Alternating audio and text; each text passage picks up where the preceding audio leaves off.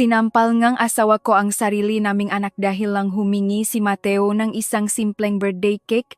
Akala ko iyon na ang pinakamasakit na sugat sa buhay ko. Pero kinabukasan sa mismong harapan ko nakangiting niregaluhan ng asawa ko ang pamangkin niya ng isang mamahaling tablet. Punong-puno siyang ang pagmamalaki. Sakto namang dumating ang tatay ko. Nakita niya ang marka ngang sampal sa pisngi ng kanyang apo. Kailanman hindi ko pa nakitang ganun kagalit ang tatay ko. Sa harap nga hat binitawan niya ang isang pangungusap na tinawanan lang asawa ko ng may pangungutya. Walang nag-akala na ang pangungusap na yon ang magiging simula ng pagkasira ng buong buhay ng asawa ko. Ako nga pala si Charmen. Kung may magtatanong sa akin kung kailan nagsimulang magbago ang buhay ko, ang sagot ko ay hindi noong nagiwalay kami ng asawa ko. Hindi rin noong nagdeklara siyang pagkabangkarote o noong nawalan siyang kahit isang kusing. Nagsimula ang lahat sa isang sampal. Isang sampal na dumapo sa pisngi ng sarili kong anak. Nang araw na iyon 7 taong gulang na si Mateo, pagkagising pa lang niya abot tenga na ang kanyang ngiti. Niyakap niya ako ng ilang beses. Tinanong niya kung totoo bang makakaihip na siyang kandila mamayang gabi katulad ng ginagawa ng mga kaklase niya. Ngumiti lang ako at tumango. Pero sa lup-lup ko iniisip ko kung paano ko tutuparin ang simpleng hiling na iyon. Hindi ako mayamang ina. Mula nang magpakasal kami ni Anton, siya na ang mag-isang kumokontrol sa lahat ng pera namin. Binibigyan niya lang akong sapat para sa pamalengke at grocery kahit pa para sa mga personal na pangangailangan ni Mateo. Kadalasan kailangan kong magtabi ng barya-barya mula sa panggastos araw-araw. Sa loob ng halos 3 linggo lihim, akong tumanggap ng mga patahi mula sa mga kapitbahay namin. Sa gabi kapag tulog na si Mateo, umupo ako at nananahi hanggang sa hapdi ng nga mata ko. Hindi kalakihan ang ibinabayat nila pero sapat na iyon para makabili ng maliit na kake sa bake shop. Hindi ito malaking kake na may ilang patong. Hindi rin ito mamahalin. Isang simpleng tsak lang na may 7 kandila. Gusto ko lang makitang ngumiti si Mateo. Iyon lang. Nang umagang iyon habang binibilang ko ang papel na pera at barya na kinita ko, biglang pumasok si Anton sa kwarto. Ano iyan, tanong niya. Kusa kong tinapan ang pera na aking kamay. Wala, sagot ko. Hinawakan ng mahigpit ni Anton ang braso ko. Bumulaga ang ilang peraso ng pera. Bakit mo tinatago iyan? Pinilit kong ngumiti. Kaarawan ni Mateo ngayon. Gusto ko sana siyang ibili ng maliit na tsake. Hindi pa ako tapos magsalita ng magiba ang timplanege mukha ni Anton. Walang sabi-sabi hinablot niya ang lahat nege pera sa kamay ko. Sa gulat ko, pinigilan ko siya. Ako ang kumita niyan sa pananahi para iyan kay Mateo. Ibinulsa ni Anton ang pera sa kanyang wallet. Masyado mong kinukonsinti ang bata. Pero gusto lang naman niya. Hindi ko natapos ang sasabihin ko dahil pinutol niya agad. Ang mag-birthday ay hindi ginagawang espesyal ang isang tao. Saka ang paihip ngang kandila paaasaya lang ng pera. Napatungo na lang ako. Hindi dahil sa takot kundi dahil ayaw kong marinig ni Mateo ang paawe namin. Bago lumabas ng kwarto, humirit pa si Anton. Huwag mong tuturuan ang bata na humingi ng mga walang kwentang bagay. Pumikit ako. Ang nagpapasikip sa dibdib ko ay hindi ang parang kinuha niya, kundi ang katotohanan. Kailanman hindi sinubukan ng sarili kong asawa na intindihin ang damdamin ng anak niya. Kinahapunan nagsimulang mapuno ng tao ang bahay. Dumating ang biyenan kong si Lola Betty kasama ang hipag ko at ang pamilya nito para sa nakasanayang pananghalian tuwing linggo. Kaugalian na nilang maktipon sa malaking bahay namin tuwing dulo ng linggo. Pero nakapagtataka, sa tuwing nandito sila ang atensyon ni Anton ay laging na Kay Jolo ang kanyang pamangkin. 11 taong gulang pa lang ang bata. Halos lahat ng hingin niya ibinibigay agad. Minsan mamahaling sapatos, minsan smartwatch o kaya naman ay mamahaling video game. Samantala si Mateo laging inutusang magparaya. Kapag nagagawan sila sa laruan, si Mateo ang kailangang humingi ng tawad. Kapag may natitirang huling piraso ang pagkain, si Mateo ang kailangang magbigay. Kapag may mga regalo, si Mateo laging huli. Nung una akala ko guni-guni ko lang. Pero habang tumatagal nagiging malinaw ang paboritismo. Nang hapong iyon sabay-sabay silang kumakain sa sala. Panay ang puringang biyenan ko sa apong si Jolo dahil nakakuha raw ito ang matataas na marka sa eskwelahan. Nakangiti ng may pakmamalaki si Anton. Aba, dapat lang nabigyan ka ng premyo ngang tito mo, sabi niya.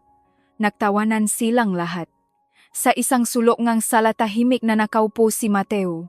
Naglalaro lang siya ang isang maliit na plastik na kutsara. Patingin-tingin siya sa akin. Tila nagtatanong ang kanyang mama, nasaan na po ang tsake ko? Pakiramdam ko dinudurok ang puso ko. Hinaplos ko na lang ng marahan ang buhok niya. Patawarin mo ako, anak. Hindi natupad ni mama, lubat ni mama ang hiling mo ngayon. Makalipas ang ilang minuto habang nakukuwentuhan pa ang lahat, dahan-dahang tumayo si Mateo, naglakad siya palapit sa kanyang ama. Mahigpit ang hawak ng kanyang maliliit na kamay sa laylayan ng kanyang damit dahil sa kaba. Napakahina ng boses niya. Papa. Tutok na tutok pa rin si Anton sa screen ng kanyang cellphone. Ano iyon, Mateo? Huminga ng malalim ang bata. Pwede po ba? Pwede po ba akong humingi ng maliit na birthday check? Bumaksak ang isang nakakabinging katahimikan sa buong sala. Lahat ng mata ay nakatitik kay Mateo. Nakita ko ang munting ngiti sa labi ng aking anak. Siguro inisip niyang lalambot ang pusong kanyang ama. Siguro naniwala siyang karapatan ng bawat bata ang humingi ng regalo sa kanyang kaarawan. Pero sa sumunod na segundo, ang tuno ang isang malakas na sampal ang bumasa sa katahimikan. Tumilapon ang maliit na katawan ni Mateo hanggang sa bumasa siya sa makintab na sahig. Hawak pa rin ngang kanyang kamay ang plastik na kutsara na gumulong sa ilalim ng mesa, Mama. Isang paos na bulong ang lumabas sa bibig niya. Agad akong tumakbo para yakapin siya. Pula ang kanyang kaliwang pisngi. Umaagos ang maluha sa kanyang muha nang walang anumang tunog. Nanginginig ang buong katawan ko nang harapin ko si Anton. Anton, humihingi lang naman siya ng tsake. Sa halip na kumalma, tumayo si Anton at dinuro si Mateo sa muha. Kung bata pa lang tinuturuan na iyang humingi ng humingi. Lalaki iyang spoiled at walang kwenta. Tumango ng may kasiyahan ang biyenan kong si Lola Betty. Tama iyan, Anton. Ang nga bata dapat dinidisiplina ng kamay na bakal. Humagigik ang hipak ko. Tiningnan ko ang kanilang nga mukha isa-isa. Walang lumapit kay Mateo. Walang nagtanong kung masakit ba ang pisngi niya. Walang nag-isip na sobra ang sampal na iyon. Ang tanging ginawa nila ay kampihan si Anton. Niyakap ko ng mas mahigpit si Mateo sa aking dibdib. Pero hindi ko inakala na kinabukasan may gagawin si Anton na magpapalalim ng sugat sa puso ni Mateo ng 1,000 beses pa. Nang gabing iyon nakatulog si Mateo nang hindi nagsasalita. Hindi na siya umiiyak. Iyon mismo ang pinakakinatatakutan ko. Dati pagkatapos umiyak, lalapit siya para yakapin ako at ikukwento ang kahit anong pumasok sa isip niya. Pero ngayon niyakap niya lang ang paborito niyang unan at mas mabilis na pumikit kaysa sa nakasanayan bago siya tuluyang makatulog. Bumulong ang maliliit niyang labi. Mama, bukas hindi na po ako hihingi ng kahit ano. Pinigilan ko ang mga luha ko para hindi tumulo. Ang mga salitang iyon ay patuloy na umaling-awngaw sa isip ko hanggang umaga. Kinabukasan muling napuno ng ingay ang bahay. Sinadya palang pumunta ang biyenan ko dahil dadaan ang pamangkin ko pag-uwi mula sa eskwelahan. Sabi niya may inihandang maliit na sorpresa si Anton para rito. Wala akong pakialam kung ano iyon. Ang isip ko ay na kay Mateo lang na simula ng magising ay napakatahimik. Dati tatakbo siya sa bakuran para maglaro nga kotse-kotsehan niya, pero hindi ng araw na iyon. Naupo lang siya mag-isa sa garahe may idinodrawing sa isang lumang notebook. Nilapitan ko siya, ano ang idinodrawing mo? Biglang isinara ni Mateo ang notebook. Wala po mama, ngumiti ako, ayos lang kung ayaw mong ipakita. Sa huli dahan-dahan niyang binuksan ang pahina. Dun iginuhit niya ang isang maliit na bata na nakatayo sa harap ng isang birthday cake na may 7 kandila.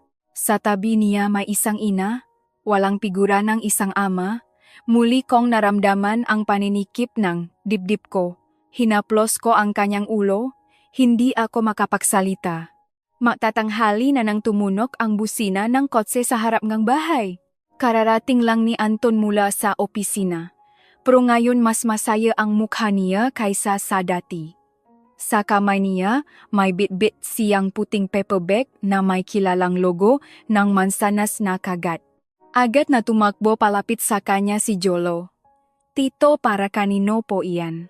Abot tanga ang ngiti ni Anton, makikita mo. Natipon ang lahat sa sala, naiwan akong nakatayo sa likuran.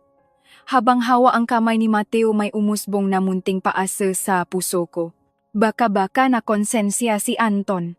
Baka, ang regalong iyon ay para talaga kay Mateo? Baka kagabi, nadala lang siya ng galit? Mas hinikpitan ko ang hawa sa kamay ni Mateo. Nakita kong nagsimulang kuminang ang mata ng anak ko. Walang kurap siyang nakatitik sa puting paper bag. Ang kamay niya, nang hindi namamalayan ay mahipit na nakahawa sa laylayan ng damit ko. Inilabas ni Anton ang isang manipis na kahon mula sa bag, balot pa ito ng orihinal na plastik. Agad na napabulalas ang biyenan ko sa pagkamangha. Diyos ko, napakamahal niyan. Nagsimulang tumalon sa tuwa ang pamangkin niya kahit hindi pa niya magawang kunin ito. Siguro inisip din niyang hindi para sa kanya ang regalo. Nakatayo lang si Anton nakangiti ng may pagmamalaki. Tapos iniabot niya ang kahon. Para sa iyo? Nanlaki ang mga mata ng pamangkin ko? Talaga po, tito? Oo. Dahil ang tataas ng grades mo at nakasama ka sa honor roll? Napuno ngang palakpakan ang sala. Niyakap ngang biyenan ko ang apo niya habang pinupuri si Anton bilang pinakamabuting tiyuhin sa buong Maynila. Masayang nakangiti ang lahat. Lahat maliban sa isang maliit na bata na nasa tabi ko. Dahan-dahang binitawan ni Mateo ang kamay ko. Hindi na siya nakatingin sa bagong gadget. Nakatitig na siya sa sahig. Walang emosyon ang mukha niya. Hindi siya galit. Hindi siya umiyak. Tahimik lang siya. Isang katahimikan na mas masakit. Lumuhod ako sa harap niya. Mateo, agad siyang pilit na ngumiti. Ang ganda, mama. Sana mag-enjoy si Jolo. Halos wala na akong lakas para suklian ang ngiti niya.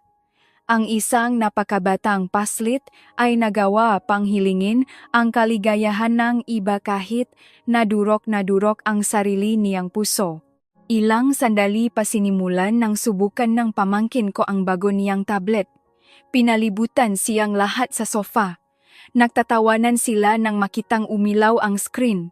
Abala sila sa pagpuri sa ganda ng kamera nito. Walang nakapansin na dahan-dahang naglakad si Mateo papunta sa likod bahay. Sinundan ko siya. Nakita ko siyang naupo sa hagdan na garahe habang pinaglalaruan ang isang kandila na itinago ko kagabi sa bulsa na apron ko. Sa totoo lang, nabili ko na ang kandilang. Iyon bago pa man kunin ni Anton ang pera ko. Hindi pa kailanman nasindihan ang kandila. Dahan-dahan itong pinagugulong ni Mateo sa kanyang daliri.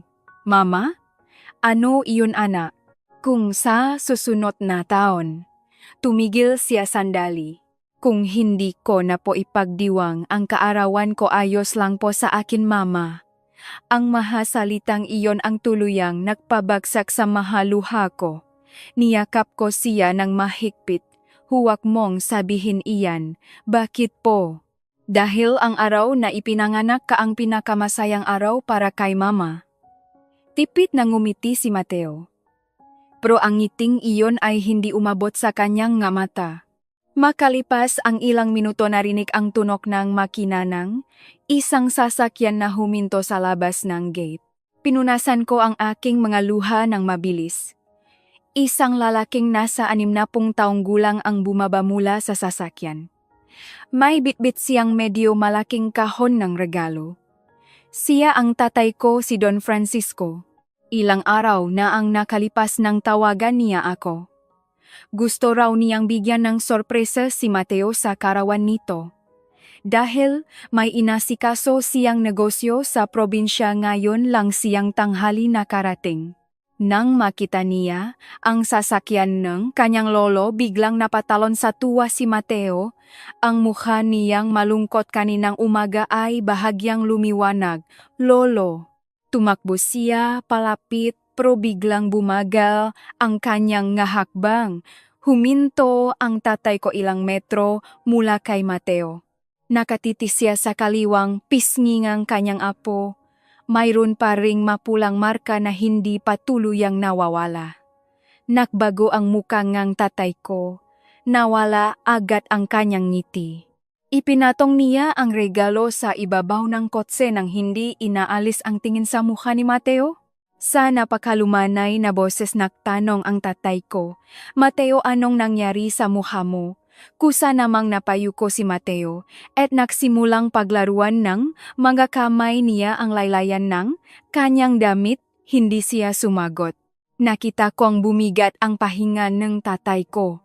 Dahan-dahan niyang ibinaling ang kanyang tingin sa bintana ng sala. Salo patuloy na nagtatawanan si Anton at ang pamilya niya habang pinapanood ang pamangkin na naglalarong bagong tablet. Lumipat ang tingin ng tatay ko mula sa mukha ni Anton papunta sa tablet na hawak ng pamangkin. Tapos bumalik ang tingin niya sa markangang sampal sa pisngi ni Mateo. Kilala ko ang tatay ko buong buhay ko. Hindi siya madaling makalit. Pero sa unang pagkakataon nakita kong naging kasing lamig ng yelo ang kislap ng kanyang mamata. At nang magsimula siyang maglakad papasok ng bahay alam kong may malaking mangyayari. Pumasok ang tatay ko nang walang pakmamadali. Ang masayang paligid sa sala ay unti-unting naging asiwa. Walang nakakalam kung bakit ganon kalamig ang kanyang ekspresyon. Sinundan ko siya mula sa likuran habang hawak ang kamay ni Mateo. Hindi ko alam kung bakit naramdaman kong may sasabo sa araw na iyon. Isang bagay na matagal na niyang kinikimkim. Huminto ang tatay ko sa mismong harap ng mesa sa gitna ng sala. Hindi siya direktang tumingin kay Anton. Sa halip tinitigan niya ang tablet na hawak pa rin ni Jolo. Dahan-dahan, niyang inangat ang kanyang paningin. Anton, kalmado ang boses niya. Pero ang mismong pagiging kalmado na iyon ang nakpatahimik sa buong kwarto. Tiningnan siya ni Anton. Aba Don Francisco, nandiyan na pala kayo. Walang mainit na pabati. Walang respeto. Ibinalik niya ang atensyon sa kanyang pamangkin na para bang walang halaga ang pagdating ng tatay ko. Huminga ng malalim ang tatay ko. Itabi mo muna ang gadget na iyan sandali. Nagkatinginan ang lahat. Naguluhan ang pamangkin niya. Sa huli iniabot ng bata ang tablet kay Anton. Mahinang nagtanong ang tatay ko, sino ang bumili niyan? Ako. Para kanino? Para sa pamangkin ko. Dahan-dahang tumango ang tatay ko at sa apo ko. Nakibit balikat lang si Anton. Anong problema kay Mateo? Anak mo rin siya. May pakiramdam din siya. Nagsimulang magbago ang tono ng boses ng tatay ko. Pero nakita kong nakatitik siya ng diretso kay Anton. Ang pinasasaya mo ay ang anak pangang iba. Ngumiti ng may pangungutya si Anton. Huwag niyo po akong inisin, Don Francisco. Deserve niya ang regalong iyan. Muling natanong ang tatay ko. Kung gaano ang deserve ni Mateo. Muling natahimik ang buong sala. Walang nangahas na sumagot. Ilang segundo ang lumipas, sumagot si Anton ng walang emosyon, isang leksyon. Naikuyom ko ang aking makamaw. Pinipigilan pa rin ng tatay ko ang kanyang galit, anong klaseng leksyon. Para matutunan niyang hindi laging nakukuha ang mga luho sa buhay. Nang marinig iyon agad na tumango ang biyenan ko bilang paksang ayon. Tama. Masyadong kinukonsinti ang mga bata ngayon. Proud na proud kami na kaya ni Anton na disiplinahin ang anak niya. Dahan-dahang lumingon ang tatay ko sa biyenan ko, hindi ko kayo kinakausap ginang. Ang mga salitang iyon ay nagpatahimik agad sa biyenan ko. Sa unang pagkakataon walang nangahas na sumabat sa tatay ko. Humarap siyang muli kay Anton. Isang sagot lang ang gusto ko.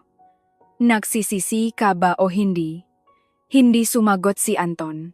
Sa halip, sumandal siya sa sofa at humalukip-kip. Wala akong nakikitang masama sa ginawa ko. Naramdaman ko ang paninikip ng aking dibdib. Alam kong binigyan siya ng pagkakataon ng tatay ko. Pero ang pagkakataong iyon ay itinapon niya lang sa basurahan. Yumuko ang tatay ko ng ilang segundo. At biglang blag. Hinampas niya ang mesa ng napakalakas gamit ang kanyang palat. Kumalampak ng matindi ang matasangang kape. Pati ang pamangkin ko ay napatakbo para yakapin ang lola niya sa takot. Hindi ako nandito para makinig sa mga palusot mo. Mas malakas na ngayon ang boses ng tatay ko. Nandito ako para patunayan ang isang bagay. May natitira pa ba sa puso mo o nawala na iyan kasabay ngang kayabangan mo? Tumayo rin si Anton. Pakinggan niyo, ako huwag kayong oa. Ako ang tatay ni Mateo. May karapatan akong palakihin ang anak ko sa paraang gusto ko. Humabang palapit ang tatay ko. Totu tatay ka niya. Pero kailan pa naging karapatan ng isang ama ang tapakan ang dignidad ng sarili niyang anak? Nagsimula ng maubusan ng pasensya si Anton. Kung ayaw niyo kung paano ko disiplinahin ang anak ko, problema niyo na iyon. Bahay ko ito. Pamilya ko ito. At hindi ko kailangan ng ibang tao para diktahan ako. Mas lalong nag-init ang paligid dahil sa masalitang iyon. Nagmamadaling tumayo ang biyenan ko. Tama si Anton. Hindi dapat nakikialam ang mabiyenan sa problema ng maasawa. Hindi ako makapaniwala sa narinig ko mula sa biyenan ko. Kahit nakita na niya ang lahat ng nyari, pinili pa rin niyang ipatanggol ang anak niya. Bahagyang ngumiti ang tatay ko. Pero walang kahit anong init sa ngiting iyon. Hindi ako nakikialam. Itinuro niya si Mateo na nakatayo pa rin sa likuran ko. Ipinagtatanggol ko ang huwag mo na akong tatawaging biyenan o pamilya. Nanlaki ang mga matang lahat. Mukhang nagulat si Anton sandali pero mabilis lang iyon. Pagkatapos ay napahagigi siya. Ang lahat ng ito dahil lang sa isang walang kwentang bagay? Walang kwentang bagay? Naging napakalamig ng boses ng tatay ko. Para sa iyo baka walang kwenta ito. Pero para sa isang maliit na bataang sampal mula sa sarili niyang ama ay isang sugat na dadalhin niya habang buhay. Walang naksalita. Pati ang pahinga ng bawat isa ay malinaw na naririnig. Muling nagsalita si Anton na parang nanghahamon. Ano ngayon ang gagawin niyo? Ididemanda niyo ako. Ipapahiya niyo ako. Sisirain niyo ang buhay ko. Dahan-dahang umiling ang tatay ko. Hindi. Pagkatapos ay tiningnan niya ito ng diretso sa mata. Babawiin ko lang ang mga bagay na kailanman ay hindi naman naging sa iyo. Nakatinginan ang lahat dahil sa sinabi niyang iyon. Kumunot ang nong biyenan ko sa pakalito. Mukhang walang naintindihan ang hipak ko. Kahit ako hindi ko alam kung ano ang tinutukoy ng tatay ko. Tanging si Anton lang ang mukhang kalmado. Nakangiti pa siya ng may pang-asar. Tinatakot niyo ba ako? Babalabaiyan. Mas lumakas ang tawa ni Anton. Paano niyo kukunin ang ari-arian ko? Nakapangalan sa akin ang bahay na ito. Bayad na ang kotse ko. Ang construction company ko ay patuloy na lumalaki. Ako lang maisa ang nagtayong lahat ng ito. Hindi na nakipagtalo ang tatay ko. Tiningnan niya lang si Anton ng ilang sandali. Isang kakaibang tingin. Hindi ito tingin ng galit, kundi tingin ng isang taong nakabuo ng isang malaking desisyon. Pagkatapos, ay kinuha niya ang kahon ng regalo na iniwan niya malapit sa pinto bago lumabas huminto sandali ang tatay ko. Nang hindi lumilingon sinabi niya sa mababang boses, Anton, masyado kang proud sa lahat ng meron ka ngayon. Ingatan mong mabuti. Dahil simula bukas ngang umaga unti-unti mo nang mawawala ang lahat. Lumabas siyang bahay. Dahan-dahang sumara ang pinto. Ilang sandali pa. Narinig ang tunog ng makina ng sasakyan niya na papalayo. Naghari ang katahimikan ng ilang segundo. Pagkatapos napahalaha ng malakas si Anton. Nakakatawa ang tatay mo. Dahil galit, siya nananakot. Siya mga walang kwentang bagay. Ngumiti rin ang biyenan ko. Hayaan mo na. Alam mo naman ang mga matatanda. Lilipas din ang galit niyan. Nakatitilang ako sa pinto kung saan lumabas ang tatay ko. Hindi ko alam kung bakit. Pero pakiramdam ko, ang banta niyang iyon ay hindi lang dahil sa buksong damdamin. Kilala ko ang tatay ko buong buhay ko. Hindi siya nagsasalita ng walang sapat na dahilan.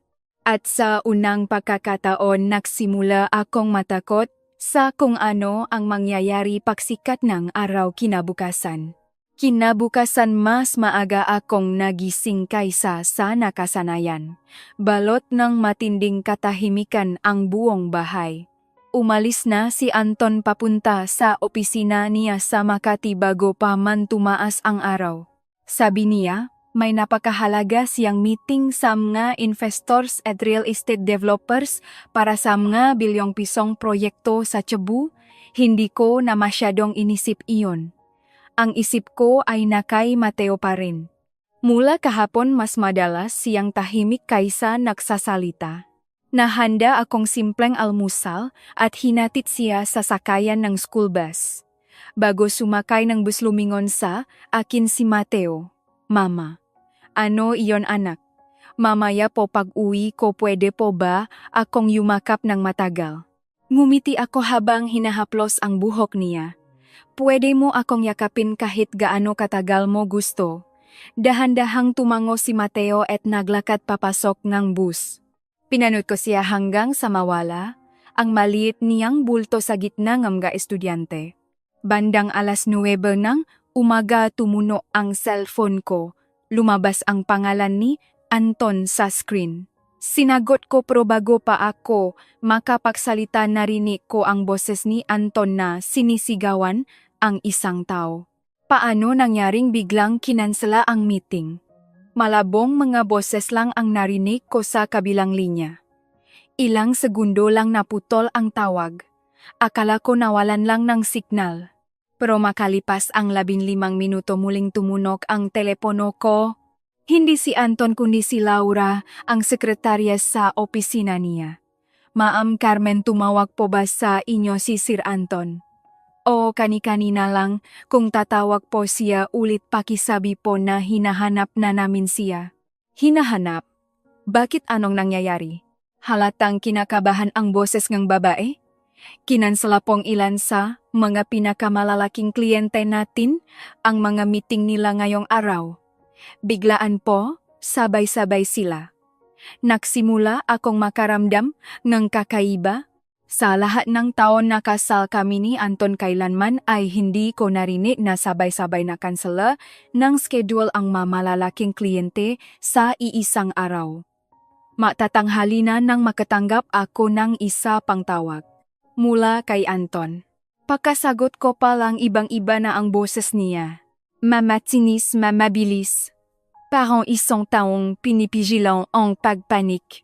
Carmen, tumawag ba sa iyo ang tatay mo? Natahimik ako sandali. Hindi.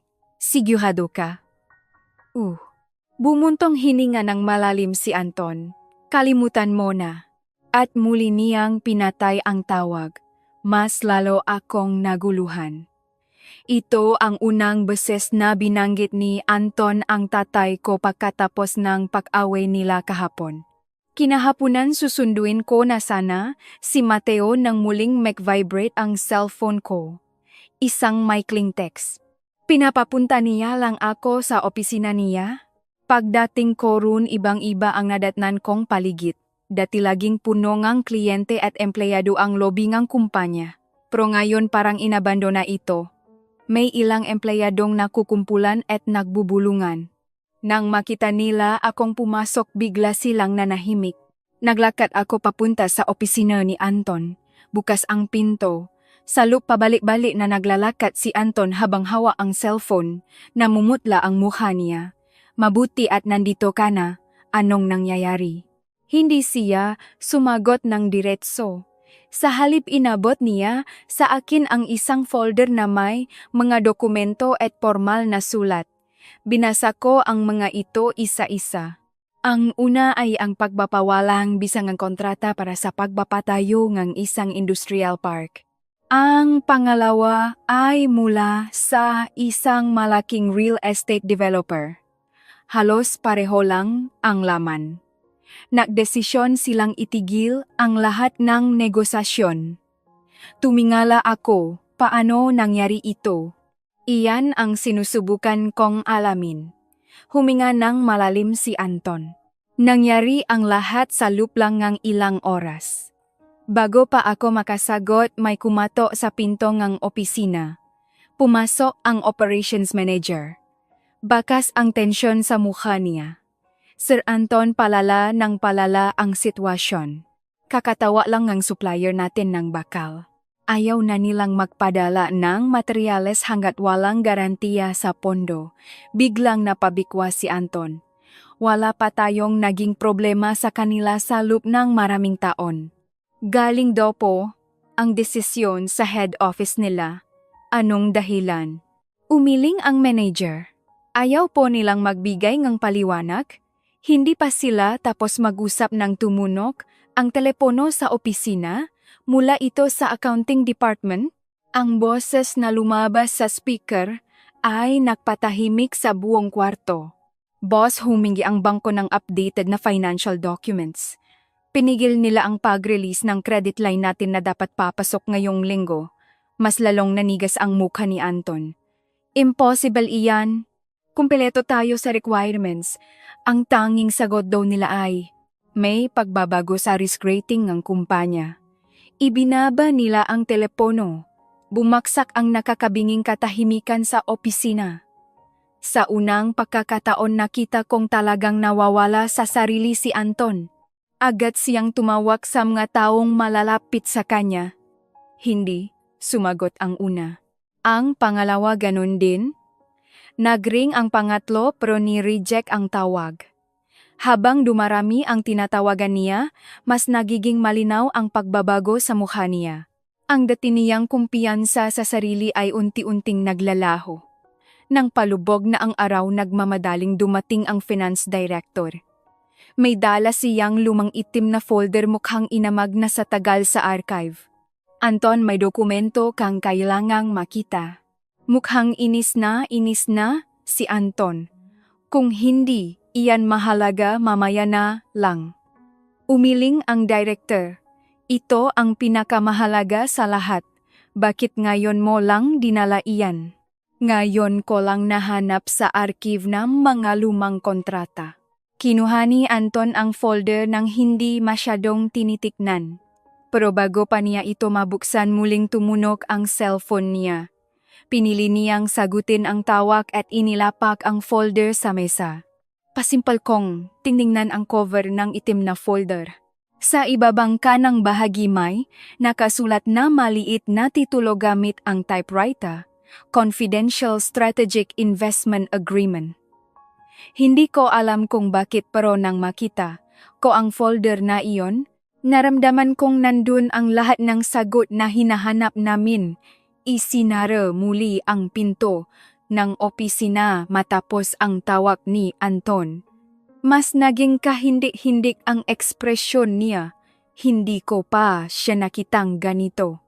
Sa lahat ng taon na maasawa kami laging kumpiyansa si Anton, kahit may problema lagi niyang sinasabi na pera at koneksyon lang ang katapat niyan. Pero iba ang araw na ito.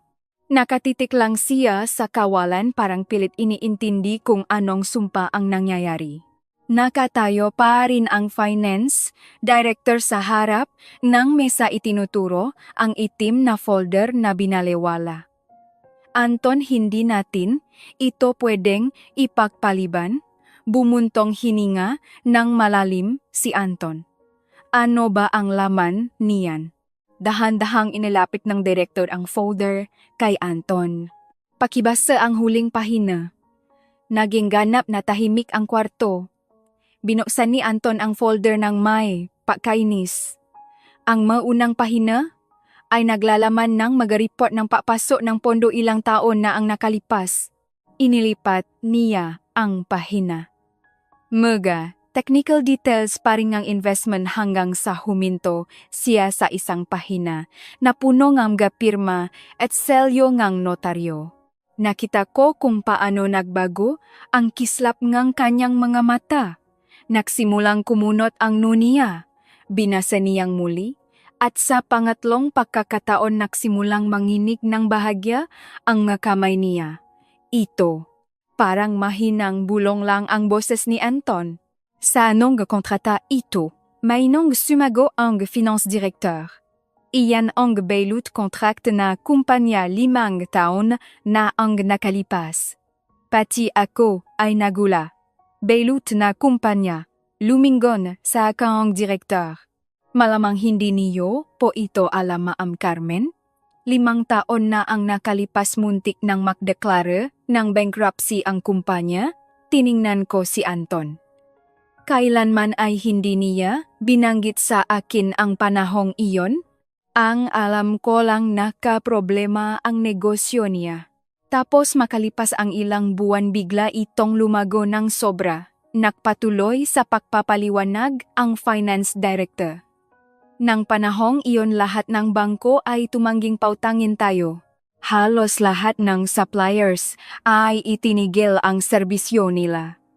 Hindi na kayang magpasweldo ng kumpanya. Kaya sana sa tayo. At sino ang investor? Hindi direktang sumagot ang director. Itinuro niya lang ang pangalan ng kumpanya na nakaimprenta sa huling pahina. Binasa ko ng dahan-dahan. Hindi pamilyar sa akin ang pangalan ng investment firm.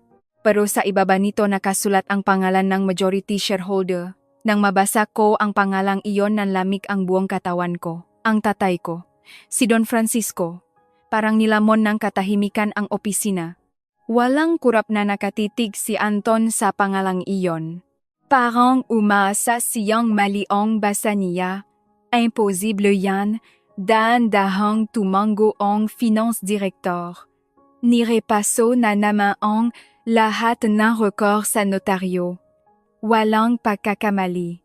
Kahit ako ay nahihirapang maniwala. Kailanman ay hindi sinabi sa akin ng tatay ko na nakmamayari siyang ganun kalaking investment fund. At ang mas nakakagulat, siya ang nagligtas sa kumpanya ni Anton noon. Inilipat ng finance director sa ibang pahina ang dokumento. Ang unang iniksyon ng pondo ay 100 milyong piso. Inilipat niya ang pahina. Pakalipas ng 6 na buwan na dagdagan ng 75 milyon. Susunod na pahina, 100,000,000. At sa huling pahina, 100,000,000. Lahat-lahat halos, 400,000,000 piso. Huminga ako ng malalim. Sa unang pagkakataon naintindihan ko kung bakit napakabilis lumago ng kumpanya ni Anton nitong nga nakaraang taon. May isa palang kamay na lihim na sumusuporta sa kanya. Nakatayo pa rin si Anton parang naging bato. Mas lalong namutla ang mukha niya. Bakit? Bakit hindi ko nalaman ito?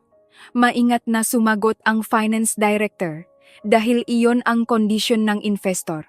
Hiniling niyang manatiling lihim ang pagkakakilanlan niya. Lahat ng transaksyon ay idinaan sa isang holding company. Pumikit ako sandali. Nagsimula kong maalala ang maraming bagay na dati ay nakakapagtaka. Sa tuwing nagigipit ang kumpanya ni Anton laging may malaking proyekto na parang hulog ngangit. Sa tuwing naubusan ng pondo laging may pumapaso na bagong pera. Sa buong panahong iyon akala ko bunga iyon ng sipag at tiyaga ni Anton. Ngayon malinaw na ang lahat.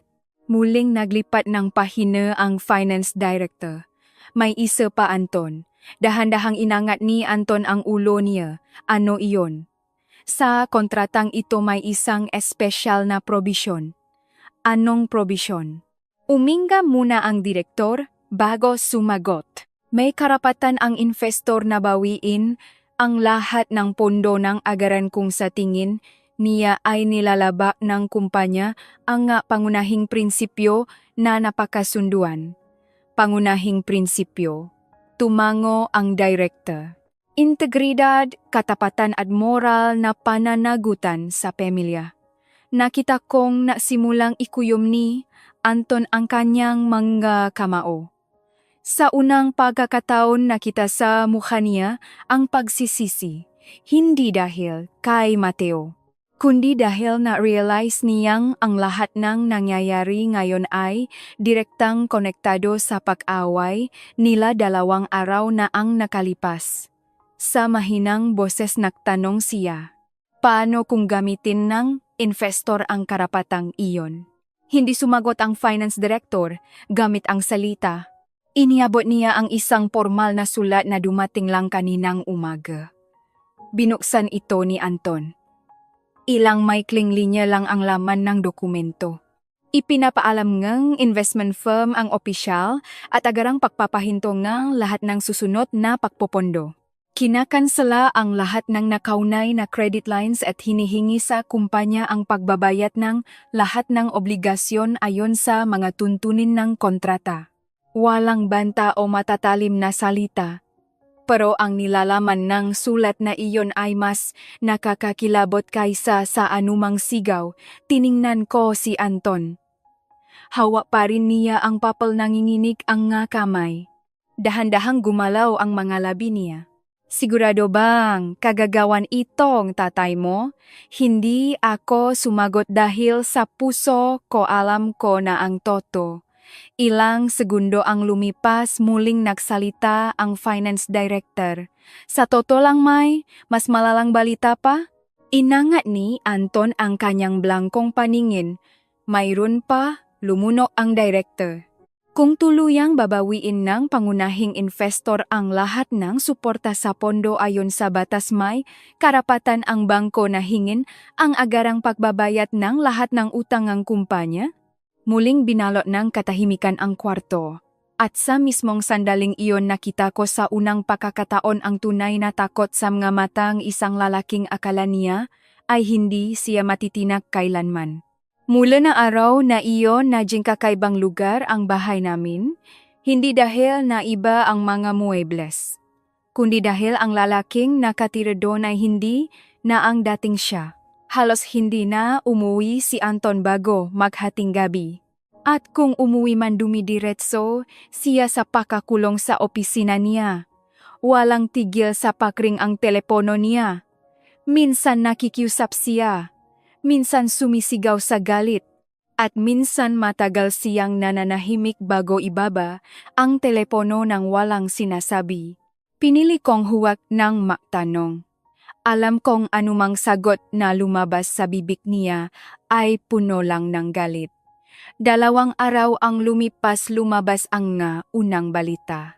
Hindi sa TV kundi sa mga group chat ng mga empleyado. Nag-message sa akin ang isa sa mga babay sa admin. Maam Carmento, tu po bang may malubhang problema ang kumpanya? Ilang beses kong binasa ang mensahe. Bago pa ako makasagot, nagpadala siyang litrato ng main entrance ng kumpanya. Dosa-dosa nang manggagawa ang nakumpol-kumpol sa kalsada, ilang truck ng materyales ang nakaparada sa labas, walang pinapapasok. Tiningnan ko lang ng tahimik ang screen ng cellphone ko. Kinahapunan umuwing mukhang pagod na pagod si Anton. Hindi man lang siya nagbalit ng damit. Ang necktie na dati ay laging maayos ang ngayon ay maluwag na nakasabit. Binuksan niya ang refrigerator. Pagkatapos tumayo sa harap nito ng ilang segundo, isinara niya ulit ito nang walang kinukuha. Ipinaglagay ko siya ng isang basong tubig sa mesa. Uminom ka muna. Dahan-dahang naupo si Anton. Halatang-halata sa mga kamay niya ang labis na pagod. Naging tahimik kami ng ilang sandali. Pagkatapos, mahina siyang nagsalita. Ngayong araw ipinatigil ang 4 sa mga proyekto natin, hindi ko siya inabala. Patuloy siyang nagsalita sa sarili niya. Kung walang papasok na pra sa susunod na linggo, mapipilitan akong magtanggal ng mga tao. Nanatili akong tahimik. Hindi dahil wala akong pakialam, kundi dahil alam kong sa mga oras na iyon kinakausap lang ni Anton ang sarili niya. Kinabukasan mas lalong lumala ang sitwasyon. Pumunta sa bahay namin ang operations manager. May dala siyang maraming folder. Narinig ko ang usapan nila mula sa pasilyo. Anton, pumunta ang leasing company sa warehouse natin. May dala silang court order. Para sa anong makinarya? Para sa lahat ng heavy equipment na hinamit bilang collateral. Na tahimik ang kwarto. Ilang sandali pa narinig ang malakas na pag-atras ng upuan. Parang biglang tumayo si Anton. Hindi nila pwedeng gawin iyan. May dala silang utos mula sa korte. Ayon sa kontrata. Naging mainggat ang boses ng manager. Lumampas na raw tayo sa palugit ngang pagbabayad. Nakita kong lumabas si Anton sa teras. Matagal siyang nakatayo doon, nakatingin sa bakanteng hardin. Parang sinusubukang tanggapin ang malupit na katotohanan. Lumipas ang 2 araw at may dumating na namang masamang balita. Ngayon mula naman sa bangko. Hindi lang ito simpleng paalala sa pagbabayad, kundi isang opisyal na abiso na naka-freeze na ang lahat ng credit accounts ng kumpanya. Nakita kong matagal na hawa ni Anton ang sulat. Binabasa niya ito ng paulit-ulit. Umaasa sigurong magbabago ang mga salita. Pero hindi ganun pa rin ang lahat. Nang gabing iyon medyo malakas ang ulan. Nang isasara ko na sana ang bintana, sa sala nakita ko ang isang sasakyan na pumarada sa tapat ng bahay namin. Bumaba ang ilang lalaking nakasuwet at may dalang maka-folder. Nagpakilala silang mag-a-appraiser mula sa korte.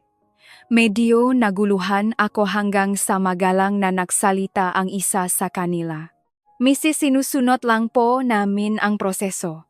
Nandito po kami para i-appraise at inventory ang lahat na ari-arian na nakalista bilang collateral sa kasong foreclosure.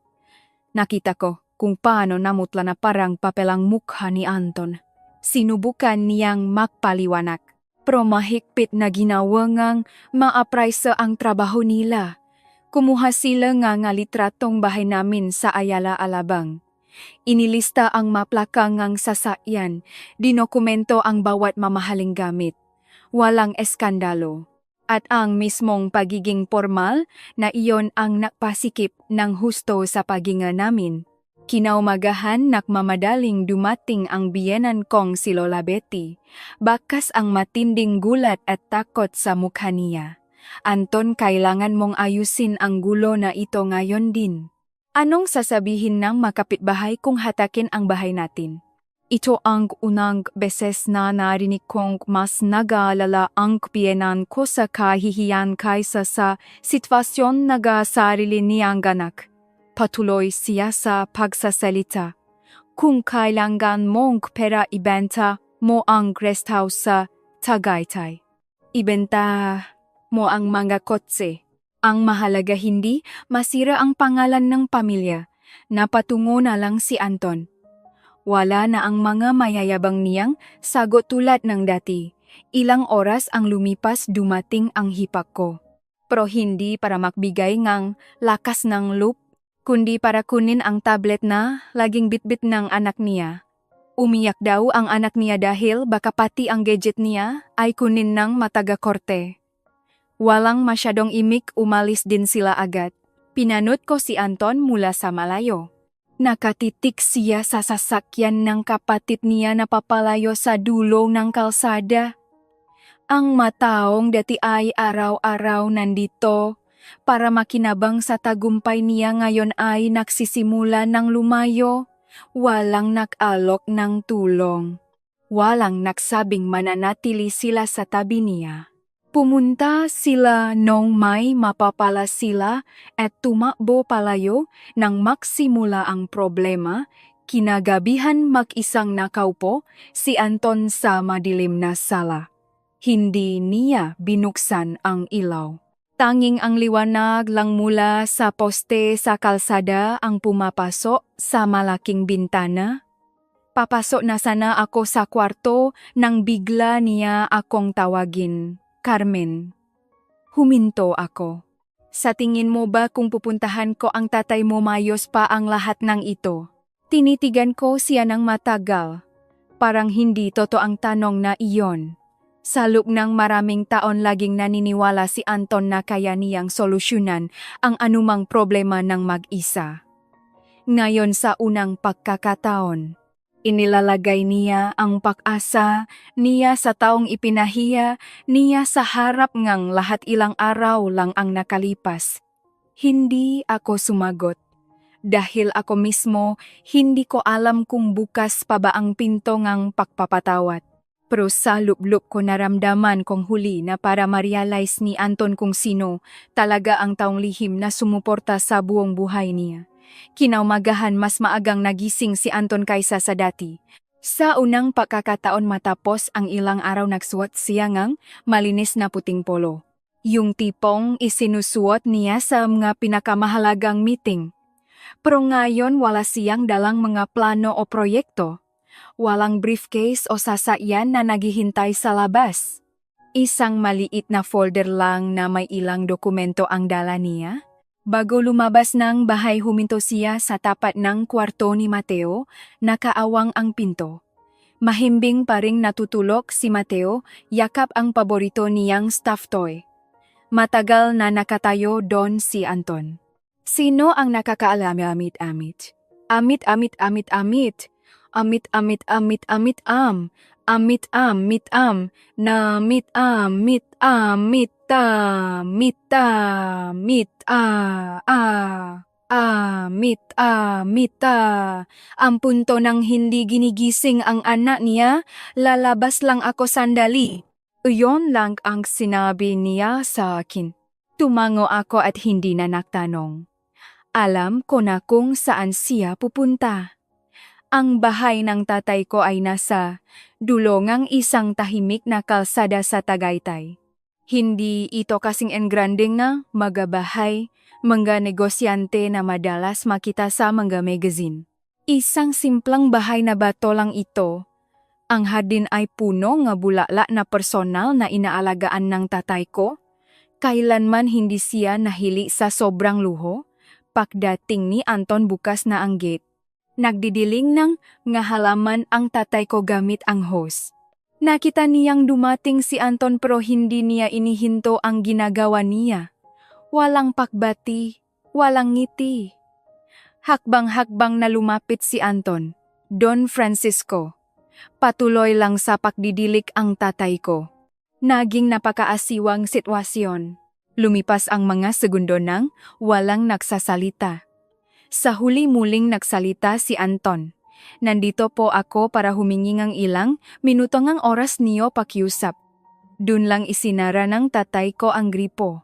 Inilapa niya ang hose sa tabi ng isang malaking paso. Mayroon kang 5 minuto. Walang emosyon ang boses niya. Mabilis na tumango si Anton. Sapat na po iyon. Naupo sila nang makaharap sa balkonahe. Dumating ako ilang minuto pagkatapos. Nag-aalala na baka mauwi sa sigawan ang paus-pausap mula sa malayo pinapanood ko ang likuran ng dalawang lalaking ito. Isang ama na sinusubukang protektahan ang kanyang apo. At isa pang ama na ngayon lang napagtanto ang sarili niyang mga pagkakamali. Inilabas ni Anton ang folder. Don Francisco, alam ko pong marami akong naging pagkakamali. Hindi sumagot ang tatay ko. Alam ko rin pong labis ko kayong binigo, katahimikan. Hindi po ako nandito para magpalusot. Nandito po ako para humingi ng isa pang pagkakataon. Sa wakas, inangat ng tatay ko ang kanyang paningin. Isang pagkakataon. Opo, pagkakataon para ayusin ang lahat.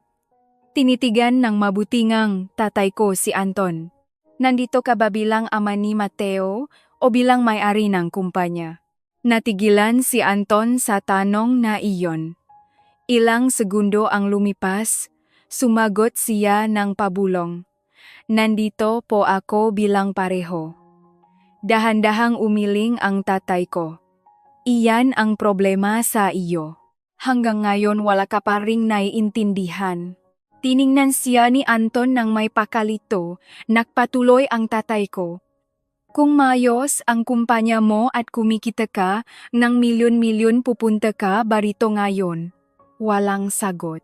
Kung hindi ipinatigil ang mga proyekto mo sa Cebu, magsisisi ka ba ngayon kung paano mo trinato si Mateo? Muling napayuko si Anton. Huminga ng malalim ang tatay ko. Ang pinagsisisihan mo ay hindi ang pagsampal mo sa anak mo? Pinagsisisihan mo ang mga naging epekto nito sa mismong buhay mo? Nabago ang mukha ni Anton dahil sa mga salitang iyon. Alam kong sinabi lang ng tatay ko sa mismong mukha niya ang mabagay na walang ibang nangahas na masabi. Ilang sandali pa tumayo si Anton.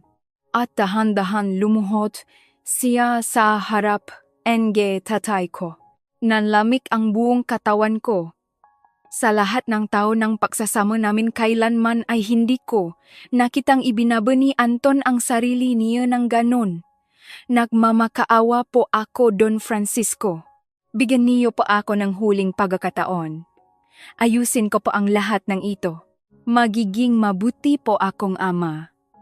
Hihingi po ako ng tawad kay Mateo ng 1,000 beses. Gagawin ko po ang kahit anong iutos ninyo. Nagsimulang mabasak ang boses ni Anton. Kung tuluyang babagsak ang kumpanyang ito, daan-daang manggagawa ang mawawalan ng pangkabuhayan para sa pamilya nila. Nakinig lang ang tatay ko nang hindi siya pinuputol. Nang matapos magsalita si Anton dahan-dahang tumayo ang tatay ko. Pumasok siya sa loob ngang bahay nang walang sinasabing kahit isang salita. Nanatiling nakaluhod si Anton. Sinundan ng kanyang mga mata ang mga hakbang ng tatay ko hanggang sa mawala ito sa likod ng pinto. Naisip ko na baka lumalambot na ang puso ng tatay ko. Na baka pinag-iisipan niyang muli ang lahat. Makalipas ang ilang minuto muling bumukas ang pinto. Lumabas ang tatay ko bitbit ang isang puting kahon na may nakataling asul na laso. Hindi ito ganun kalaki. Kasinlaki lang ang kahon ng cake. Hawak niya ito gamit ang 2 kamay. Agad na tumayo si Anton. Napuno ngang bigla ang pag-asa ang mukha niya. Siguro inisip niyang naglalaman ang kahon ng madokumento na magliligtas sa kumpanya niya. O kaya ay isang sulat na nagpapawalang bisa sa lahat ng utos ng korte? Lumapit ang tatay ko kay Anton at iniabot ang kahon sa makamay niya. Pakibuksan mo? Nangingini ang mga kamay ni Anton nang kalasin niya ang lasong kahon. Nang dahan-dahan niyang inangat ang takip na nigas ang mukha niya, hindi na kumurap ang mamata niya. Nanatili siyang tuwit na tuwit, walang anumang tunok na lumabas sa bibig niya. Ako na nasa likuran lang niya ay hindi pa rin makita ang laman ng kahon. Pero sa ekspresyon ng mukha ni Anton, alam kong ang anumang nasa loob niyon ay mas masakit pa kaysa sa pakawala ng lahat ng yaman niya. Napakabagal na inilabas ni Anton ang laman ng kahon. Hindi ito makalakal na dokumento, hindi ito makatseka, at lalong hindi ito kontrata na mag-ahon sa kanya sa hirap. Sa loob mayroon lang isang maliit na birthday cake. Napaka-simple. Sa ibabaw nito nakatusok ang 7 kandila na hindi pa kailanman nasindihan. At sa tabingang tsaka may isang brown na sobra, naksimulang manginig ang mga kamay ko. Nakilala ko agad ang kahon na iyon. Ilang araw bago ang kaarawan ni Mateo, lihim akong tinawagan ng tatay ko. Sabi niya umorder siya niya espesyal na cake para sa apo niya dahil gusto niya itong surpresahin. Pero dahil kailangan niyang umalis para sa negosyo, ipinatid niya muna ang cake sa bahay niya. Hindi ko kailanman inakala na ang mismong tsake na iyon ay mapupunta ngayon sa makamay ni Anton. Tiningnan siya ng tatay ko nang hindi na babago ang ekspresyon. 2 linggo bago ang karawan ni Mateo, inihanda ko na ang lahat. Nakakawasa ang pagiging kalmado ng boses niya. Binili ko ring ang regalong pinakagusto niya sa buong mundo. Isang kulay asul na bisikleta na may kasamang maliit na helmet. At ginawa ko iyon dahil ang pinakamalaking pangarap ko ay makitang tumawa ang apo ko. Nakatitik pa rin si Anton sa tiyak. Walang tigil ang panginginik ng kamay niya. Nagpatuloy ang tatay ko. Pero nang tumuntong ako sa bahay mo, ang tanging nakita ko ay ang pulang marka ng kamay mo sa pisngi niya. Muling binalot ng matinding katahimikan ang balkonahe. Dama ang ihip ng hangin sa mahalaman sa hardin. Walang sinuman ang nagsalita. Sinadya kong itago ang tsake na ito. Hindi dahil umasa akong makbabaho ka ng himala, kundi para balang araw maintindihan mo kung gaano ka-simple at kamura ang kaligayahang hinihingi ng isang anak. Hinugot ng tatay ko ang isa sa makandila mula sa tsake. Itinapat niya ito sa mamata ni Anton. Hindi humihingi ang apo kong sports car. Hindi siya humihingi ng mansyon sa Forbes Park. Hindi siya humihingi ng bank account. Gusto niya lang ng pagkakataong makaihip ng 7 kandila kasama ang tatay niya. At kahit iyon hindi mo magawang ibigay. Tuluyan nang bumasa ang mga luha ni Anton. Sa unang pagkakataon mula nang makilala ko siya, umiyak siya nang humahagulgol. Hindi na niya sinubukang itago ito. Sa boses na halos isang bulong na lang nagawa niyang sabihin, nabigo ako ng lubusan. Dahan-dahang tumango ang tatay ko. Hindi ka nabigo noong araw na bumaksa ang kumpanya mo, Anton. Nabigo ka noong mismong araw na nawalan ng pag-asa ang anak mo sa sarili niyang ama. Ang huling pangungusap na iyon ang tuluyang bumasak kay Anton. Tinakpan niya ang kanyang mukha gamit ang kanyang kamay at umiyak ng mapait. Pero wala nang balikan, wala nang mababago pa. Ilang linggo ang lumipas, natapos ang proseso ng liquidation at foreclosure ng lahat ng ari-arian ng kumpanya. Ang building ng opisina ay napunta sa ibang kamay. Ang makinarya ay isinubasta. Ang malaking bahay sa Ayala Alabang na matagal naging pinakamalaking pagmamalaki ng pamilya ay isinubasta rin ng korte. Ang mamamahaling sasakyan na dati ay nakaparada sa garahe ay isa-isang hinata nga totrak ng bangko. Ang pinakanakagulat sa lahat ng ito ay hindi ang pagkawala ng mamateryal na bagay. kundi ang makita kung paano ang mataong dati ay araw-araw nakapaligid kay Anton ay biglang naglaho na parang bula. Nakdesisyon ang biyenan kong si Lola Betty na tumira sa tsondongang anak niya. Sabi niya sa edad niyang, iyon hindi na niya kayang tiisin ang kahihiyan at hirap. Ang pamangkin na laging ini-spoil ng sobra hindi na siya binisita kailanman, walang natira kahit isa nang mawala ang pera at luho, sa huli na iwang mag-isa si Anton. Ako naman ginawa ko ang desisyon na matagal ko nang ipinagpaliban. Nag-file ako ng annulment. Hindi dahil nawalang ng pera si Anton, kundi dahil ayaw na ayaw kong lumaki si Mateo sa isang kapaligiran kung saan ipinaparamdam sa kanya na wala siyang halaga. Naging mabilis at tahimik ang proseso sa korte. Hindi na lumaban o tumutol si Anton. Pumirma na lang siya sa mga papeles sa opisina ng abogado ng nakayuko. Bago kami tuluyang magiwalay humingi siyang isang pabor. Pwede ba akong magkaroon ng visitation rights para makita si Mateo paminsan-minsan? Hindi ako agad nakasagot. Nasa tabi ko si Mateo mahigpit na nakahawak sa kamay ko. Gamit ang kanyang maliit at malambing na boses siya ang sumagot, "Opo papa, pwede po kayong bumisita. Pero sa kondisyon na hindi na po kayo magagalit." Ang inosenteng sagot na iyon ay muling nagpaya kay Anton. Tumango siya ng ilang beses hindi makapagsalita, pero hindi tumakbo si Mateo para yakapin siya. Nagpaalam lang ang anak ko gamit ang isang magalang na kaway at isang formal na ngiti. Sa sandaling iyon naintindihan ko na ang masugat sa puso ng isang bata ay maaring magilom pero kailanman ay hindi na ito babalik sa dati. Makalipas ang ilang buwan inimbita kami ngang tatay ko na magpalipas ngang linggo sa bahay niya sa Tagaytay. Doon sa gitna ng hardin naghihintay sa amin ang isang bagong-bagong kulay asul na bisikleta. Ang bisikleta na hanggang nun ay umiiral lang sa kwentong sinabi niya sa akin eksakto sa kung paano niya ito inihanda. Nanlaki ang mamata ni Mateo. Para sa akin po ba ito? Binigyan siya ni ketay ko ne isang mainit at punong-puno ne pagmamahal na ngiti. O apo, iyan ang regalo mo sa kaarawan mo. Tumakbo si Mateo papunta sa kanyang lolo at niyakap ito ng buong higpit. Ang kanyang malinaw na tawa ay umaling-aungaw sa buong hardin. Isang tunog na napakatagal ko nang hindi narinig.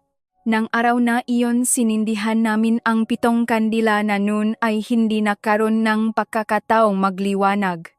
Walang malaking party, walang catering o mga mamahaling regalo.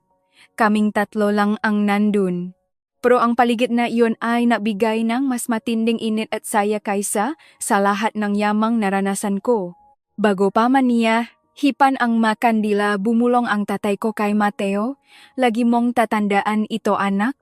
Ang halaga ng isang tao ay hindi nasusukat sa mga mamahaling regalong natatanggap niya, kundi sa balang kondisyong pagmamahal na nararamdaman niya mula sa mga taong nakapaligid sa kanya.